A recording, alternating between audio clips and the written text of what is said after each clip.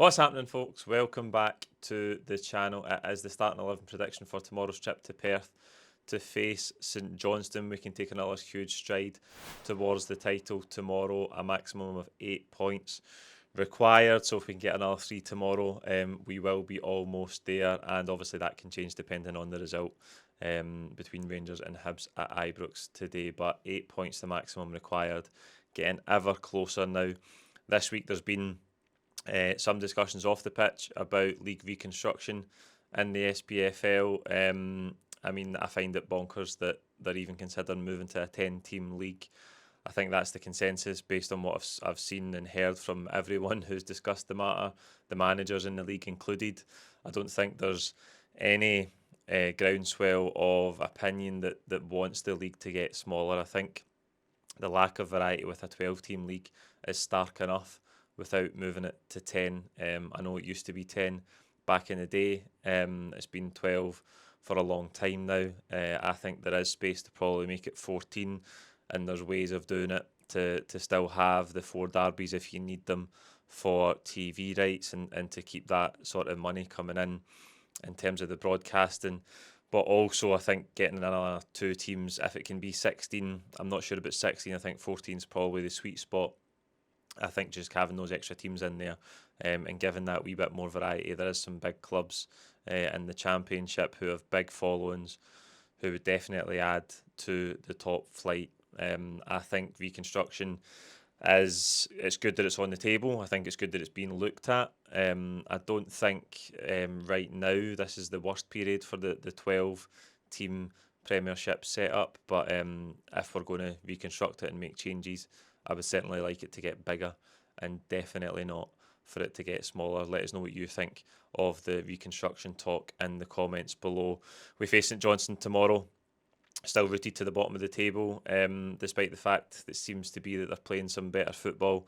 They've not been able to turn that into results. 5 points adrift at the bottom of the table. The number of games is closing in on them now, so it looks like they are favourites to go down. But as I say, they've played some better football and not been able to convert that into results. 1 win in their last 6 league matches. They did get that 1-0 win at Livingston in the Scottish Cup, and we faced them again in the Scottish Cup semi-final in a couple of weeks' time at Hampden as well. We had a brilliant win earlier on in the season at McDiarmid Park, that 6-0 victory before we went to Germany in Dortmund.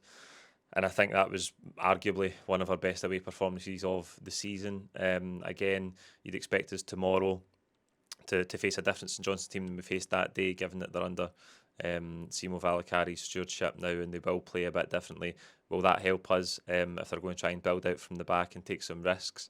It'll be interesting to see how they approach the game tomorrow. But for us, again, it's all about just raising our level as high as we can, being as professional as we can, and making sure that we can sprint over the finish line between now and the end of the season. I think last week was a good performance in the first half in terms of, yes, we had to come through the pressure for Hearts in the first 10-15 minutes. And they did ask us a wee question with the way they were pressing us and made a couple of dodgy moments at the back, building out. But I think after that, the first goal, we worked it really well. And I think for the rest of the first half, we were devastating on the counter-attack. That's the threat that we can pose if a team wants to come and play higher up the pitch against us. We do have that pace through the likes of Kuhn and Maeda, Jota in the front line to really hurt them in the counter. I think we did that to Hearts last weekend. The second half is probably one of the most boring halves of football I've watched this season. But I think getting the job done was the main thing, and it was a comfortable win in the end for us. And like I say, just another step towards sealing the title mathematically. So let's turn our attention then to the team for tomorrow. Interesting that Kasper Schmeichel was pictured back in training yesterday. I don't think anybody expected that after the news being that he was going to be out for 5 or 6 weeks. Brendan Rodgers keen to point out that he was just really working on his technical stuff with the ball at his feet. I don't think he's doing any real depth of goalkeeper work in terms of diving. He's still obviously nursing that shoulder problem. I wouldn't expect to see him for at least a few weeks. And I don't think there's any need for the club to take any huge risks on it. So it'll be Sina Salo back in goals. I think a good league debut for him last weekend. Keeps a clean sheet, makes a good save early on when the game's at 0-0 from point blank range from the corner. not too much to do. Obviously, in the second half, there was barely any chances for either team, but certainly not Hearts. So he wasn't called into action too many times. But I think competent enough on the ball, and again a nice introduction for him to playing league football for Celtic. So let's hope that continues tomorrow. Back forward, Johnston, Carter Vickers, Trusty, and Sloop. I'm sure you know that I had a nightmare with the starting 11 last week. I put Taylor in at left back. I put Trusty in, it was still Nawrocki, and I got the front three wrong as well. That just goes to show you what I know. But I think Trusty will come back in. I think the manager alluded to the fact that last weekend was a wee bit too early for him. This has been a bit of debate in the Celtic Fans TV group chat. I think a lot of the boys would like to see Nawrocki keep his place. I just have the feeling that if Trusty is fit, he's going to come back in. We did spend a lot of money on him in the summer. And yes, I understand we spent a lot of money on Nawrocki the previous summer, but I just think, given how Nawrocki's journey's gone at Celtic, he has been out of favour for the most part, and it was only injury that really forced him into the team. I thought he was decent again last week, don't get me wrong. I just think when it comes down to the crunch, Brendan Rodgers would put Trusty back in. The thing with Trusty is he's had these brilliant performances for Celtic. You think about a couple of European games where he's been excellent, 8, 9 out of 10, but he's had a couple of really, really poor domestic performances as well. It seems to be that inconsistency through his game. I don't really think we've seen enough of Nawrocki in a having a long-term run in the team to really judge properly his strengths and weaknesses. But I just think tomorrow's a big decision. I think if he puts Nawrocki in tomorrow, then clearly he is going to give him a run. But if Trusty comes back in, you'd expect him to pick up that mantle between now and the end of the season. Schlupp will keep his place at left back. I just thought Taylor might get the nod and come back in. Brendan Rodgers all but confirming that Greg Taylor will leave the club in the summer after the game last weekend. Out of contract, of course. It's gone on for months and months. It's clear now at this stage. It looks like he will move on, and I think Sloop will continue in that left back position. That's not to say we won't see Greg at some point between now and the end of the season. Of course we will. But I think tomorrow Sloop will get the nod. Midfield, Callum McGregor, Arne Engels, Rio Hatate. Again, I don't think many changes in there. We do have Paulo Bernardo back, and it was great to see him off the bench last weekend. I think he looked nice and sharp as well. He'll be keen to get back out there and get some minutes.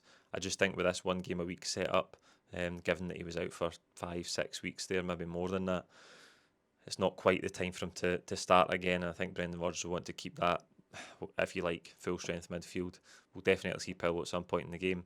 I just don't think there's that necessity for rotation at this stage of the season while we're playing one game a week.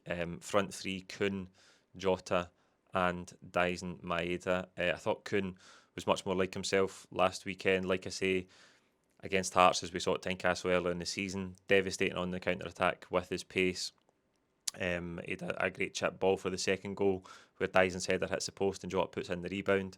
And obviously a pivotal role in the third goal.